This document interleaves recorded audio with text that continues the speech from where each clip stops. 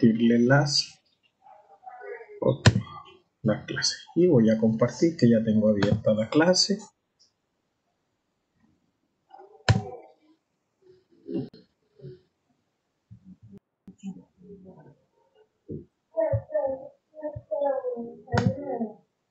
Ok, confirmación de audio, por favor, me dicen, ¿se escucha y se ve correctamente?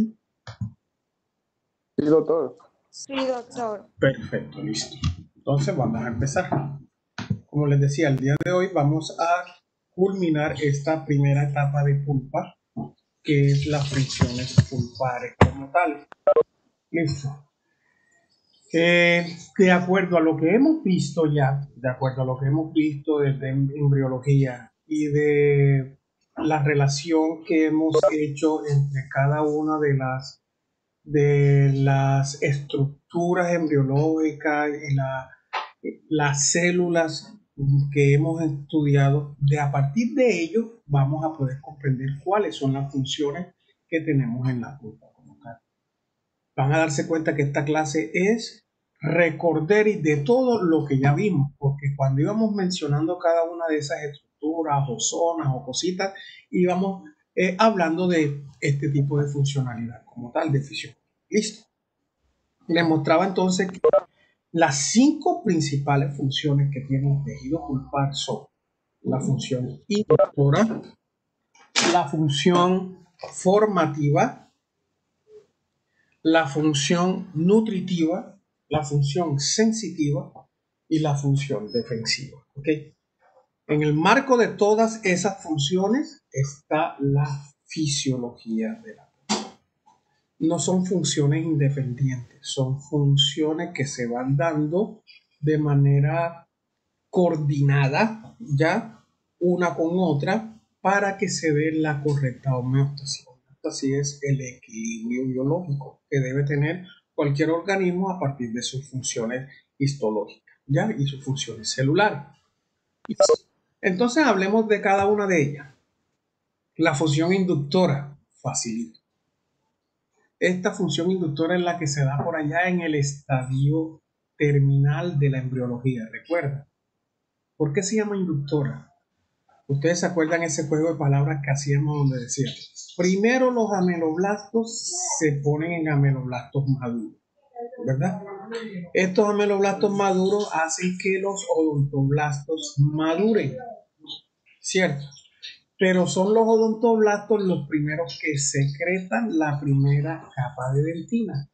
Y esa secreción de primera capa de dentina induce a la secreción de la primera capa de esmalte. Esa palabra induce, por eso la pulpa tiene una función inductora, porque precisamente sus células, que son los odontoblastos, muy a pesar de que maduran después de lo que los ameloblastos, secretan la primera capa de tejido que es dentina y esa secreción induce y estimula a que otras células trabajen. ¿Ya? Por eso se llama función inductora, porque necesita la primera secreción de capa de dentina a partir de los odontoblastos, que son células pulpares, y esa secreción induce a la formación de esmalte. Por eso la primera función es función inductora. ¿Ok? Perfecto. Función formativa básica, recontrabásica. ¿Por qué formativa? Hombre, porque su principal célula o su célula funcional que son los odontoblastos, ¿qué hacen? Forman tejido, ¿verdad? Por eso se llama formativa. Los odontoblastos, que son células pulpares, son los que a partir de la dentinogénesis forman la dentina. Y ya toda la dentina que ustedes sí lo conocemos, que es la primera capa de dentina embrionaria que llamamos ¿cómo? ¿Cómo se llama la primera capa de dentina embrionaria? ¿Quién me la responde?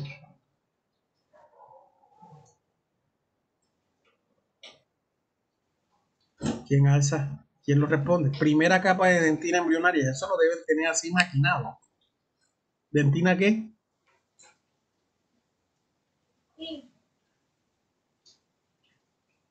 Nadie sabe.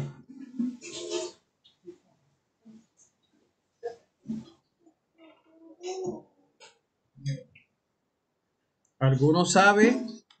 ¿Estoy solo o qué?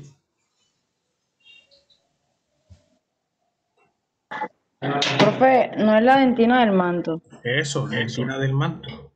La dentina del manto. Primera capa de dentina del manto. También, ¿qué más forma? Forma todos los tipos de dentinas. Ejemplo, la dentina más dura que hay en la capa dentinal. ¿Cuál es la dentina más dura? ¿Quién me responde?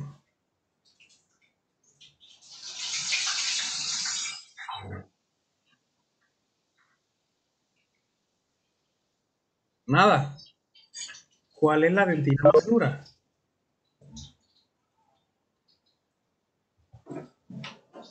Bueno, la peritubular.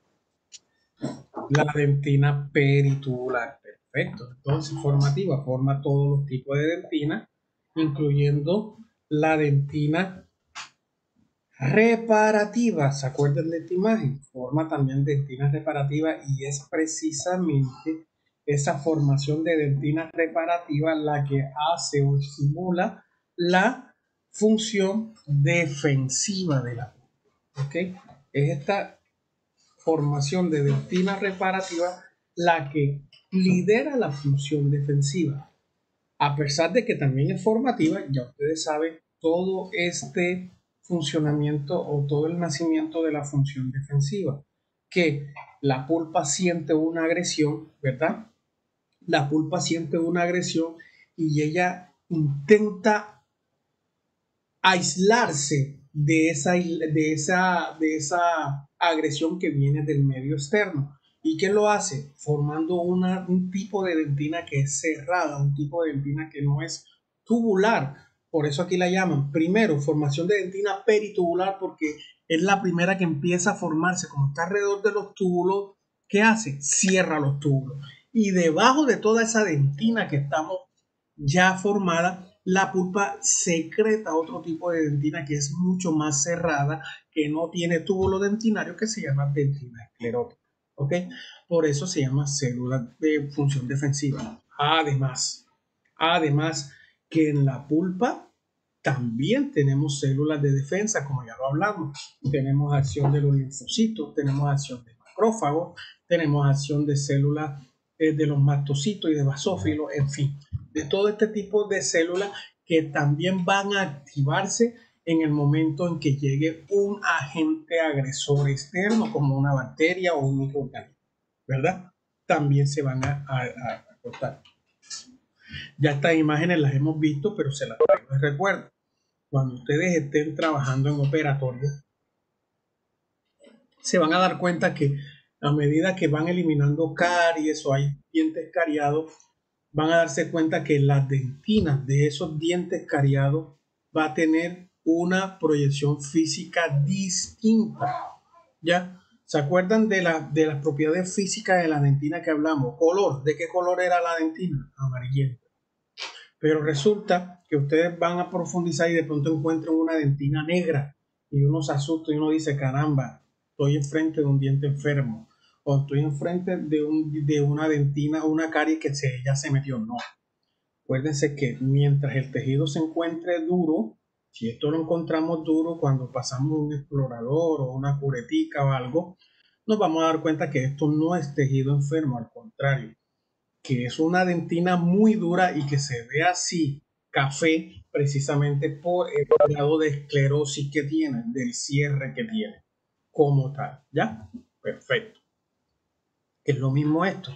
Lo que respondió el compañero, la dentina peritubular, que es la más dura, se cierra, se empieza a formar, se empieza a formar, se empieza a formar, se empieza a formar, hasta que cierra, ocluye, esclerosa todo el túbulo dentinario y por ahí no pasa nada. ¿Ya? La intención de la pulpa es precisamente eso, que el agente agresor no pase por allí como tal. Claro está que si nosotros no eliminamos el agente agresor, esa dentina se puede ver destruida, afectada por otro tipo de mecanismos bacterianos, como son las endotoxinas, como son los ácidos que producen, las enzimas histolíticas que producen, que empiezan a degradar a la dentina, y es donde aparecen las cavidades como tal, y las caries empiezan a ser cavitacionales y hasta que llegan a la pulpa, y es donde conocemos todo como enfermedad pulpar, y los dientes terminan en tratamientos de conducto o terminan dañándose para exodoncia, ¿verdad? Ahí está el ejemplo, la dentina peritubular se va cerrando, se va ocluyendo, se va ocluyendo, se va ocluyendo hasta cerrarse completa. Listo. Entonces, esa dentina se cierra tanto que si yo tomo una radiografía, posiblemente me voy a encontrar con estos casos, donde, miren, la normalidad es que el conducto radicular, que esto lo vamos a ver ya después del parcial es en la próxima semana si no estoy mal, ya después empezamos radiología, nos vamos a dar cuenta de estos términos que se llaman radiolucidez. Miren, esto es el conducto radicular, esto quiere decir que aquí está la pulpa. Pero de pronto una agresión en este diente, puede ser un golpe, ¿verdad? Puede ser una caries o un tallado o algo que pudimos haber hecho por iatrogenia, y la pulpa se defiende. Tanto se defendió que calcificó inclusive el conducto radicular, se calcificó ella misma, de tanta producción de dentina, ¿ok? De tanta producción de dentina. Listo. Pero puede ocurrir, espérame un segundito,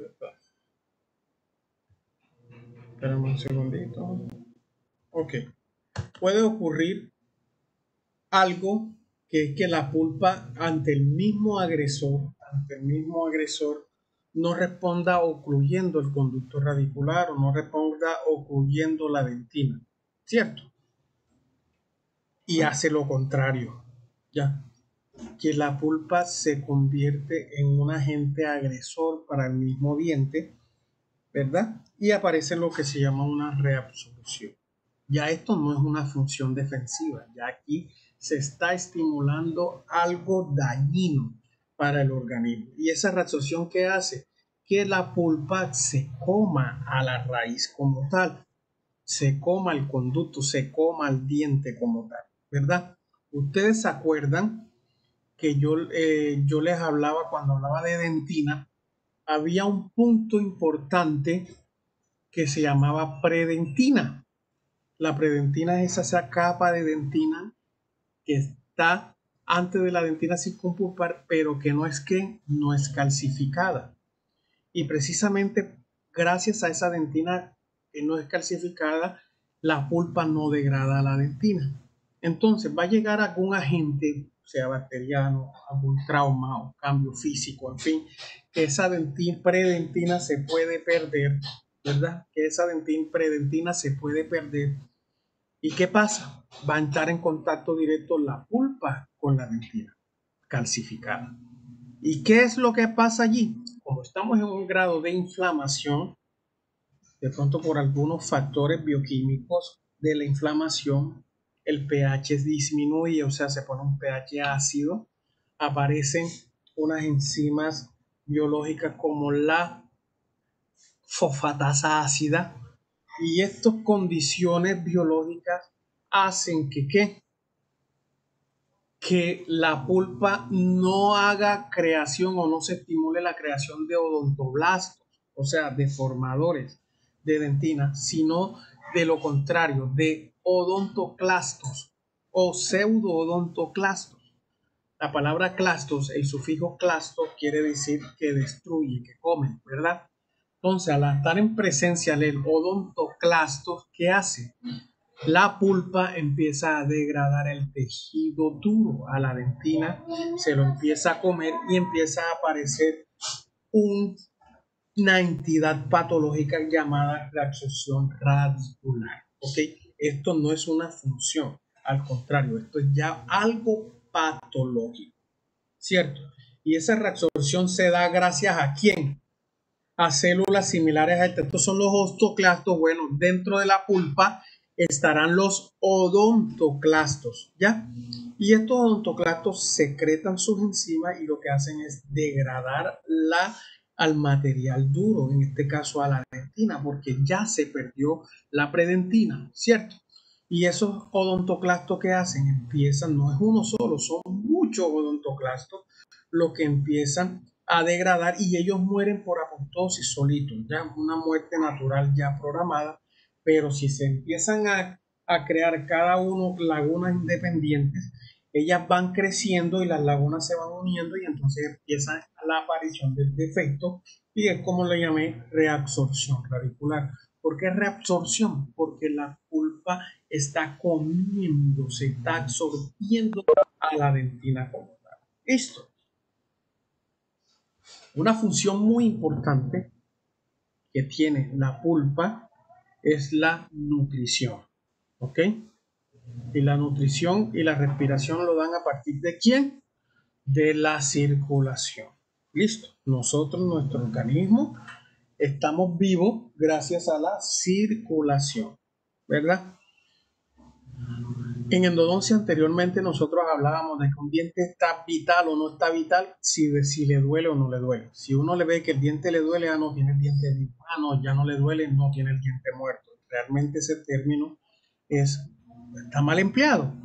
La vitalidad de un diente va a depender si tiene o no irrigación sanguínea activa, ¿ok? Si tiene o no irrigación sanguínea activa. En la pulpa, nosotros vamos a hablar de microcirculación pulpar. ¿Por qué? Porque en nuestra pulpa los tejidos que tenemos nosotros son tejidos de muy bajo calibre y van a ser la proyección de los vasos sanguíneos que nosotros tenemos en todo el organismo. Para hablar de arterias, nosotros llamaremos arteriolas dentro de la pulpa. Para hablar de venas, nosotros tendremos vénulas dentro de la pulpa y los capilares sí mantendrán su calibre porque son los vasos sanguíneos tan pequeños que son los encargados de hacer el intercambio entre el tejido y el vaso sanguíneo como tal, ¿verdad? Entonces, esto era lo que yo le venía diciendo. Acá no vamos a hablar sino de arteriolas, de vénulas y de capilares. Arteriolas, vénulas y capilares. ¿Okay? En este esquema está reducido lo que es la microcirculación. Las arteriolas son las encargadas de llevar sangre que oxigenada o no oxigenada. ¿Qué creen ustedes? Oxigenada. Perfecto. Hacen la función de las arterias. Bueno, estas son las encargadas de llevar la sangre oxigenada, la sangre llena de nutrientes. Miden aproximadamente 5 micras de diámetro, o sea, son ultra pequeñas, ¿ok? Son ultra pequeñas. Las arteriolas, entonces, como lo dice aquí, estamos viendo glóbulos rojos dentro de la arteriola, por ende confirma lo que es el transporte de sangre oxigenada, ¿verdad? Sangre oxigenada, podemos observar toda este material muscular que tiene, las fibras musculares que tiene las capas, porque también está dividida, aunque sean pequeños, está dividida en sus capas musculares, ¿cierto? Que le va a permitir ¿cómo se llama esto? Los movimientos que van a permitir que el fluido sanguíneo sea continuo y persistente, ¿cierto? Otra microfotografía donde están los eritrocitos saliendo de mediástero, ¿ok? Las vénulas por su lado, ¿ya? Las vénulas por su lado, esto está en blanco aquí, listo. ¿Qué van a hacer las vénulas? Van a llevar, ¿qué? Sangre de desecho, o sea, sangre llena de dióxido de carbono, sangre que no se encuentra oxigenada. Y va a hacer todo esta anastomosis con las venas del organismo y luego van a hacer todo ese recorrido que ya nosotros por fisiología conocemos en el intercambio gaseoso y todo el intercambio de sangre que se hace en el corazón, ¿cierto? ¿Quiénes juegan un papel importante en este intercambio entonces? Los vasos capilares. juegan un importante funcionamiento los capilares porque son estos los vasitos que van a hacer el intercambio final, el intercambio definitivo.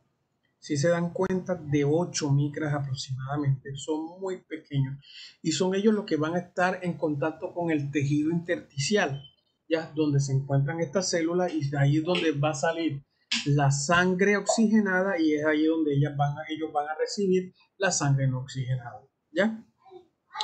Perfecto. Pasemos esto. Listo.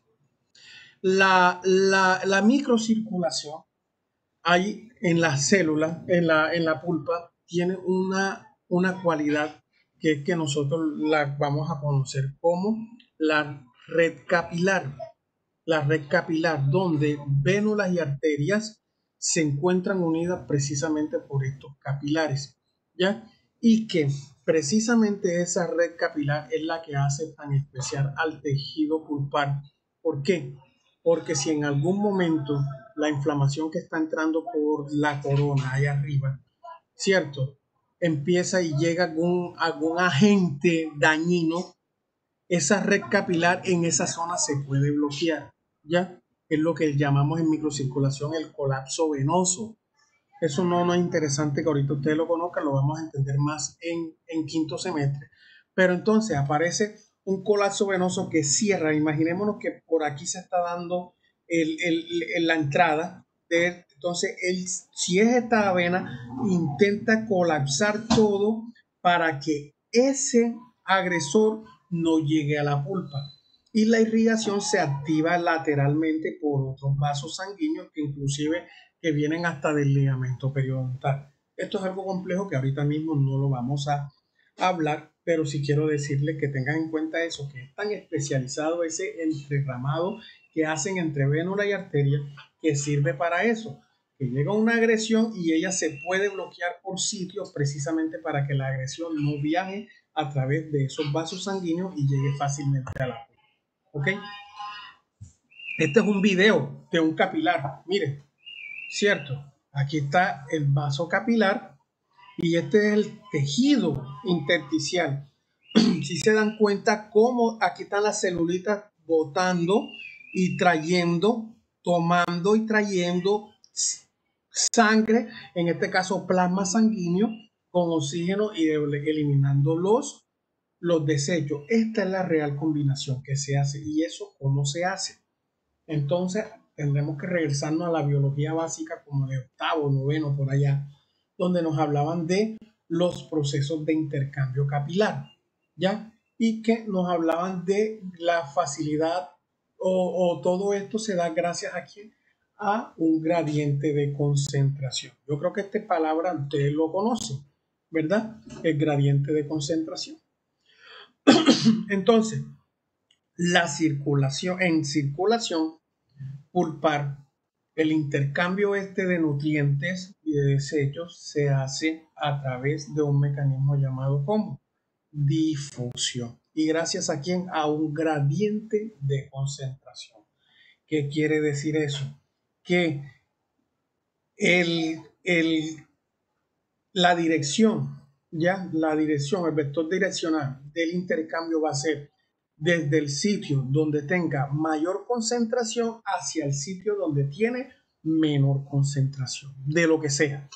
Entonces lo vamos a entender. Esto que está aquí dentro es el vaso sanguíneo, ¿cierto? El capilar. Y viene, vamos a entender primero el intercambio de nutrientes. Viene sangre oxigenada y llena de nutrientes. ¿Dónde hay más nutrientes? ¿Adentro o afuera del vaso sanguíneo? ¿Dónde hay más? ¿De adentro o hacia afuera?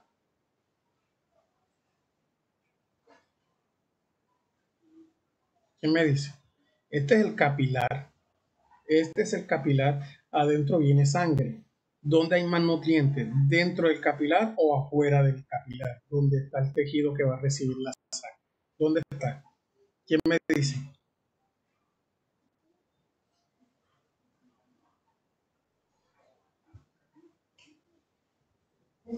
Dentro del capilar. Eso, perfecto. Acuérdense que el capilar viene con sangre de las arteriolas y viene lleno de nutrientes. Entonces, el paso de esos nutrientes desde un sitio donde hay mayor concentración a un sitio donde hay menor concentración, eso es una difusión, pero ese paso de nutrientes se llama como filtración, ¿ya? Filtración, o sea, la filtración es filtración de sangre con nutrientes, de los nutrientes, del oxígeno, de un lugar donde hay mayor concentración a un lugar donde hay menor concentración. ¿Ya? ¿Cómo se llama entonces? Filtración. Ahora hablemos de desechos. ¿Dónde hay más desechos? ¿En el tejido intersticial o en el capilar? Al revés, ¿cierto?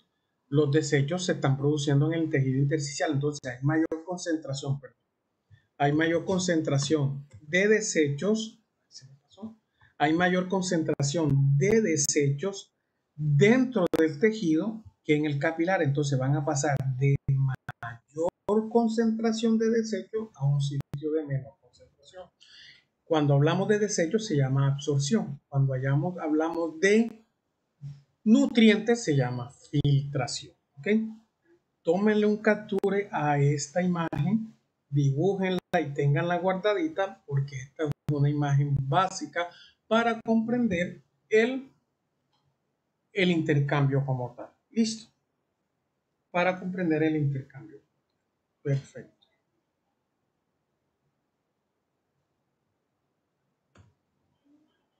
Y la función con la que más relacionamos a la pulpa. Doctor, no alcanza a tomarle captura. Claro, ya te la pongo enseguida. Ahí está otra vez.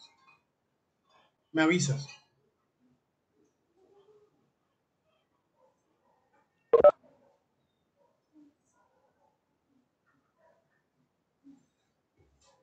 ¿Ahora sí la tomaron? Sí, doctor, muchas gracias. Ok, con gusto.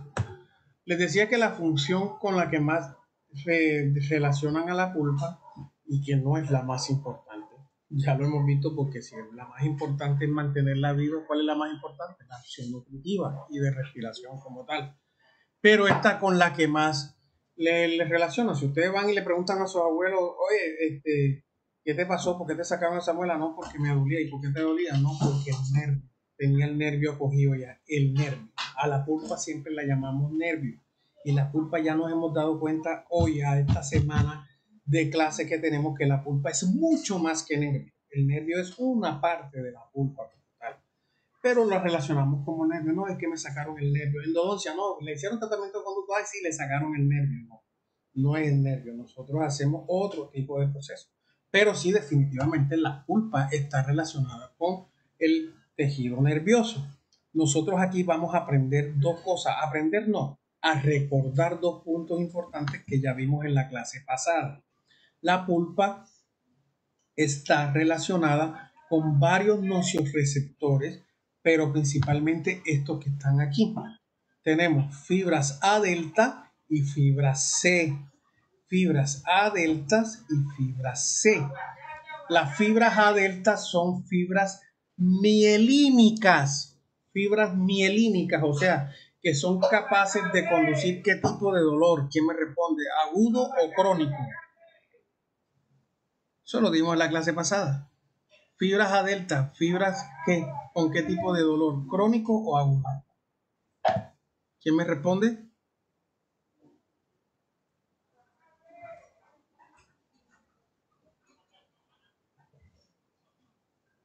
Nadie. Doctor, una crónica. No, señor, al revés. No, es la capaz de conducir dolores rápidos, dolores agresivos, dolores de intensidad inmediata, ¿ya? Y las fibras C, que son fibras amielínicas, esta sí es para el dolor crónico. Ojo, en ningún momento he dicho que este duele más que este, no. Es la calidad de conducción de dolor. Los dos duelen y duelen fuerte. Entonces, ¿cómo entendemos esto de mielínica? ¿Por qué es importante entender eso? Entonces, miremos acá. Un nervio puede o no tener una capa de mielina, ¿verdad? Un nervio puede o no tener una capa de mielina. La capa de mielina está fuera del nervio. Estos son nervios con mielina y este que está acá es nervio sin mielina. Aquí tenemos a la nuestra, A delta, alfa, A delta. Aquí están las nuestras de la pulpa, A delta.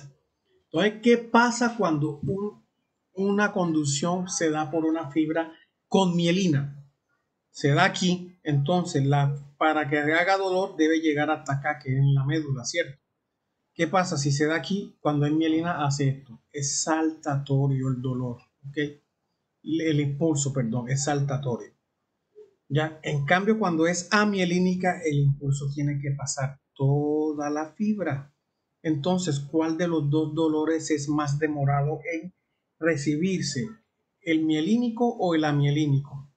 ¿Quién me responde? Amielínica. Perfecto. Entonces, por eso es la calidad del dolor. Un dolor crónico es un dolor más tardío. ¿Por qué? Porque lo viene dando una fibra amielínica, y un dolor agudo es un dolor inmediato, un dolor que no lo esperaba. ¿Y por qué? Porque se da rápidamente. ¿Por qué? Porque son fibras que mielínicas.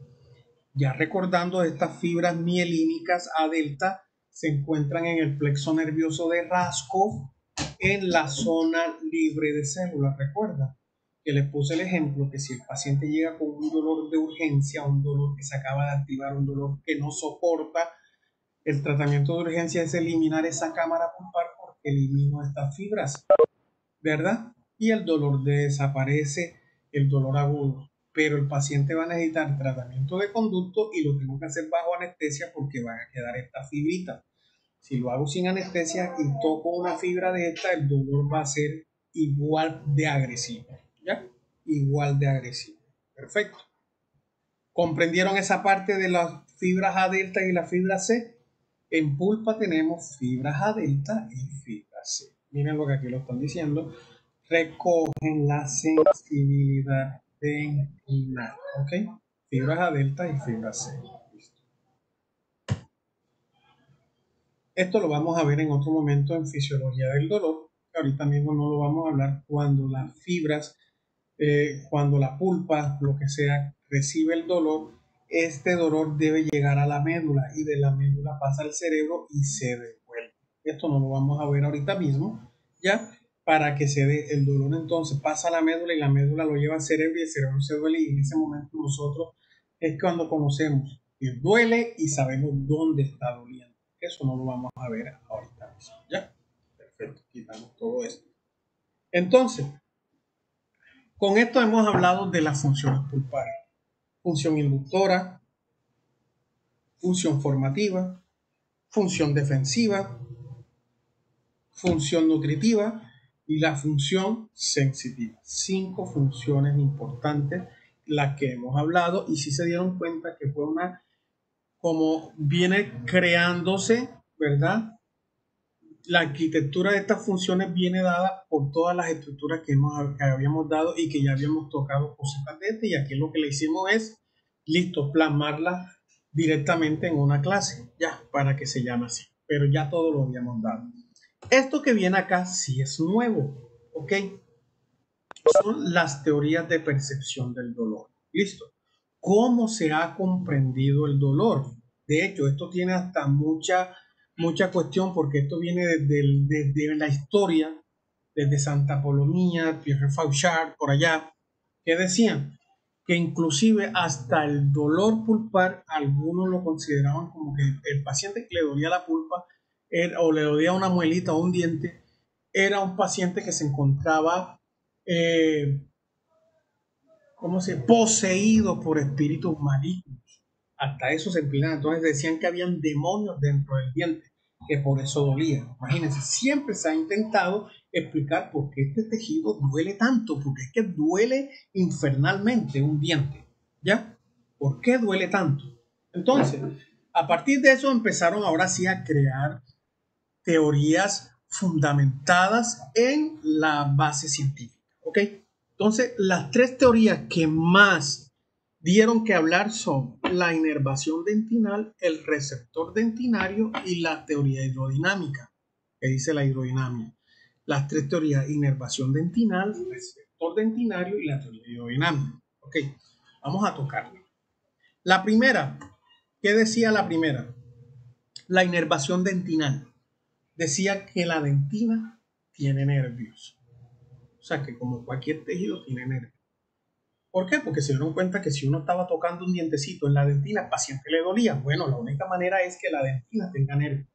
Con estudios histológicos se dio cuenta o se ha podido determinar que la dentina no tiene nervios. Entonces, esta teoría desapareció, ¿verdad? Luego hablaron del receptor dentinario. ¿Qué hablaron del receptor dentinario? ¿Qué decían? Que el odontoblasto es una célula nerviosa. O sea, que tiene vínculo con el sistema nervioso central. Ya hemos hablado bastante del odontoblasto, donde su principal función, ¿cuál es? Formativa, ¿verdad? Es una función formativa. Entonces, esto también quedó en el pasado. Hoy día aceptamos la teoría hidrodinámica ¿de quién? De Brandstrom, así se llama. Quitemos esto, quitemos esto, quitemos esto. Teoría hidrodinámica de Brandstrom. Aquí está, esta palabrita. Tómenle capture para el nombre o escriban. ¿Ya? ¿Por qué se llama teoría hidrodinámica de Brandstrom? Porque el que la propuso. ¿Ya? La propuso un científico llamado Brandstrom. Él decía, para que haya dolor dentinal o dolor pulpar o dolor hipersensibilidad, deben haberse ciertos puntos. Ya. Lo primero que él dijo con el estudio, con los estudios que se han hecho, histología, que ya tenían para esa época, decían, es que los túbulos dentinarios no se encuentran vacíos. Ya, los túbulos dentinarios se encuentran llenos de ¿qué? De un fluido plasmático, de un fluido que le llamó fluido dentinal. Ese fluido dentinal se encuentra dentro de los túbulos dentinarios, ¿ok? Se encuentra dentro de los túbulos dentinarios, siempre. ¿Y quién más está dentro de los túbulos dentinarios? A ver, ¿quién recuerda? Está fluido. ¿Quién más está dentro de los túbulos dentinarios? ¿Quién hace un la prolongación? Exactamente. Odontoblástica, profe. Perfecto. Entonces tenemos estos dos factores dentro del túbulo dentinario. Ahora bien, ¿cómo duele? Listo. Resulta que vamos a tener fenómenos físicos, químicos, traumáticos, en fin, ya que van a estar en contacto con una dentina. Y la dentina, cuando yo digo estoy en contacto con dentina, estoy en contacto con los túbulos dentinarios. Listo. Estos cambios o estos fenómenos que se dan hacen que dentro de los túbulos empieza un movimiento brusco de ese fluido. Ya, un movimiento brusco. Aquí, no, ahorita lo vamos a explicar. Va a aparecer un movimiento brusco, imaginemos. Esta es la pulpa, aquí están los odontoblastos, aquí están los túbulos, aquí está la prolongación. ¿Con quién? Con el líquido plasmático. Y acá afuera está la dentina. Imaginémonos los cambios. Un helado. ¿A quién le dolió un diente cuando se come un helado? A más de uno. ¿Cierto? Un supercoco. ¿A quién le dolió cuando se come un supercoco por allá en una muelita, aunque no tenga caries? ¿Ya? Pero suele pasar. Un supercoco. Le duele. Perfecto. Cuando toma cosas frías, ¿por qué les duele? A algunos les duele. Cosas calientes, a algunos les duele. Bueno, aquí está la explicación. Resulta que vienen esos... Ay, hombre. Resulta que vienen estos estímulos. Aquí. Resulta que vienen estos estímulos y llegan a la dentina. El frío, el calor, el hielo, el dulce. ¿Ya? Lo que produzca. Y como están los túbulos expuestos, empieza un movimiento brusco de ida y venida, ida y venida, ida y venida. ¿De quién? Del fluido, ¿ya? Principalmente de echar para acá. Y entonces, ¿qué pasa con ese movimiento? Las prolongaciones se estiran y se devuelven, se estiran y se devuelven, ¿verdad? ¿Cierto? ¿Y qué pasa cuando las prolongaciones se estiran y se devuelven? Los cuerpos odontoblásticos también empiezan a alterarse. ¿Cierto? ¿Y quién está debajito de estos odontoblastos? ¿Quién recuerda quién está aquí? Viene la zona libre en cédula. ¿Quiénes están aquí entonces? ¿Quién recuerda? Lo acabamos de ver. ¿Las qué? ¿Las fibras qué? ¿Quiénes están aquí abajito? Las fibras A delta. ¿Ya? Entonces, el movimiento brusco de fluido y la intermitente alteración del cuerpo y la prolongación odontoblástica hacen que se estimulen estas fibras nerviosas. Por eso duele. Y por eso duele bastante. Aquellos pacientes que sufren de hipersensibilidad es por esto. Por eso duele bastante. ¿Ok? Miren este videito de Colgate. No le estoy haciendo propaganda a Colgate. No tengo nada que ver con Colgate. ¿Verdad? Pero a mí me encantó este video porque explica súper bien. Un helado, un café caliente, el frío, lo que quieran. ¿Ya? Duele un super coco, seguro se está comiendo un super coco. Le dolió. Y duele fuerte. ¿Qué es lo que ocurre? Vamos a ver por qué empieza ese dolor. Este es un diente, aquí le van a quitar un poquín para pues, acá. Aquí van a hablar de la hipersensibilidad porque normalmente en la hipersensibilidad se altera la parte del cuello del diente, pero no. ¿Quiénes son estos? Los túbulos dentinarios. Ya se desgasta esta parte por alguna razón, por caries, por lo que sea. El cemento se pierde, o sea, bien el esmalte acá en este lado. Y quedan expuestos ¿quiénes? Los túbulos dentinarios. Ahí está. ¿Cierto? Por aquí pasan las bacterias. Exactamente. Pero no vamos a hablar directamente de bacterias, sino el estímulo apenas. Nada más el estimulito. No hemos llegado a bacterias todavía, sino el estímulo. ¿Cuál es el estímulo? El que sea el frío, el calor, el aire, la presión. Y miren lo que pasa. Movimiento brusco del fluido. Y con ese movimiento lo que se hace es que las prolongaciones también se alteren e inmediatamente, aquí lo dibujan aquí adelante, pero realmente pueden estar acá abajito, las fibras A deltas empiezan a estimularse, ¿cierto? Y eso es lo que da el dolor.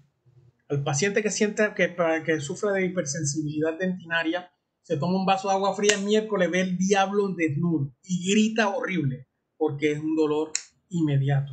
El paciente que tenga una dentina expuesta, estamos haciendo una cavidad suavecita y de pronto llega a dentina miércoles, brinca en la unidad. ¿Por qué? Porque ese trauma mecánico que le estoy haciendo hace la estimulación de ese fluido inmediatamente. Entonces, el dolor pulpar, la mayor aceptada hasta el día de hoy es la teoría hidrodinámica de Brandstrom. ¿Ok?